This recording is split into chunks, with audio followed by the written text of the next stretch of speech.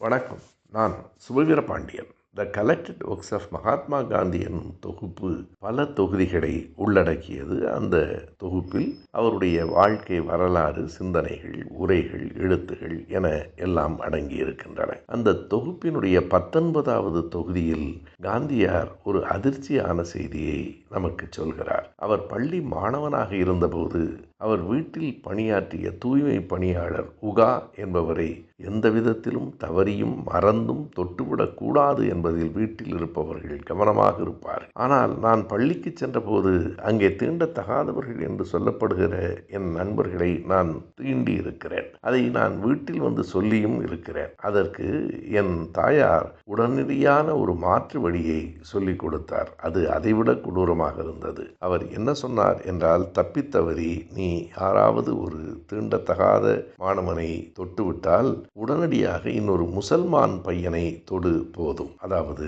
இஸ்லாமியர்களையும் அந்த சமூகம் அப்படித்தான் நடத்தி இருக்கிறது. அதை காந்தியார் எழுதுகிறார், a second polluting touch would cancel the first contamination என்பது அவர்கள் எண்ணமாக இருக்கிறது. இரண்டு பேரையும் மனிதர்களாக அந்த சமூகம் நடத்தவில்லை என்கிறார்.